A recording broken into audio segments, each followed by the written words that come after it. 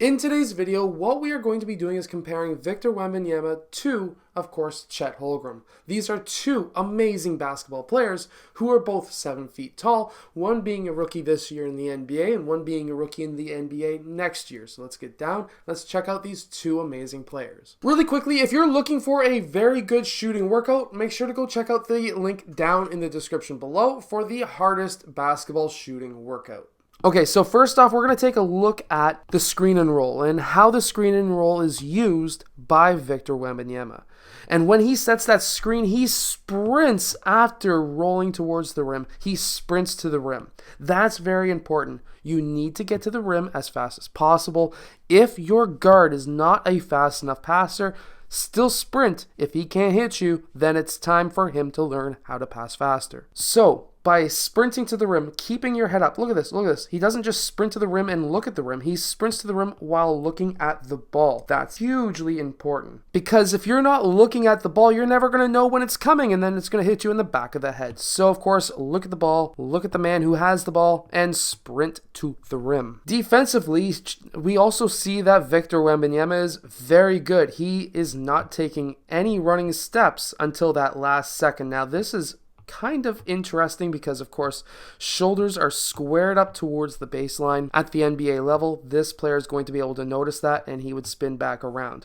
We don't see that here. He tries to just body him out of the way, and that doesn't work. So one thing I would say for Victor Wembanyama is just to continue to shuffle with your guys. You've got very long legs. You're going to be able to keep up with them, and you are long enough to be able to do that too, because as soon as you turn your shoulders in the NBA, this guy's going to do a quick snatchback or he's going to turn back around, and it's going to be very hard to keep up. His length as a hedge man as well is very impressive. So here, what we see is when he's coming off of that screen, he's able to play both players at the same time. He's cutting off that drive and basically shutting down that roll man. He can do this because of his length and height. That allows that main defender to stay with his man, so that now he's able to stay with his man, and at the end we see Victor Wembanyama, who can still block him because he's just massive. He's truthfully like 7'5". I'm serious. He's massive. Also in transition is really nice. If you've got a very good passing team, he's going to get a lot and a ton of baskets in the fast break. He also has the court vision to say, hey, I've got an open lane. Pass me the ball. And guess what? If there's players who are looking and recognizing the backdoor cutters, he's going to get a ton of baskets again in the NBA as well. And it doesn't take much for him to dunk the ball. Now, just like Victor, Chet Holmgren is very comfortable with the ball, and Chet can get to the rim too, but he can also make passes to teammates as well. Those teammates will then obviously finish at the rim. And Chet Holmgren can also block those shots too. He's very long as well. He's like 7'2". Now, there are a ton of highlights of Victor Wembanyama able to hit threes. I didn't grab any for this video, but both Chet Holmgren and Victor Wembanyama can jack threes up like crazy as well, both with good form. Now, this is something that I haven't seen too many clips of Victor Wembanyama doing yet, but Chet Holmgren does this a lot. He hangs out along the baseline. They call this the Russian spot for older Canadian basketball coaches, and the reason being is because if you're in that area and you've got a team that's running, let's say, a 2-3 zone, right? And you've got a player who drives down that draws up that middle defender.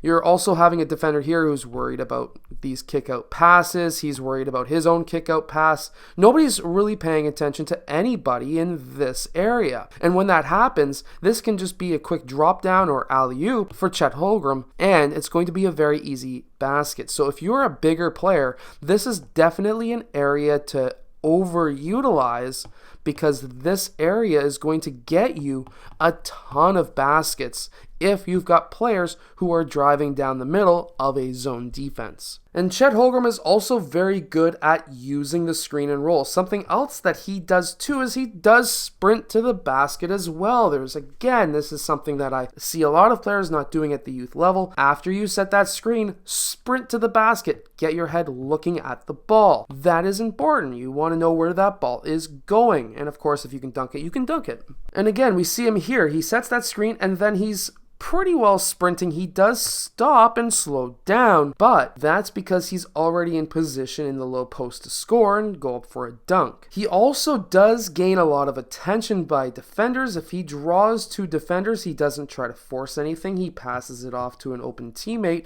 so that that teammate can then jack up a three or potentially a layup depending on the situation. Overall, both of these players are very similar. I personally believe that Victor Wembanyama has more physical strength, which will allow him to potentially be more of an impact in the NBA, but Chet Holmgren is young as well, so it's really going to be interesting 5 years down the road to see where these two players are.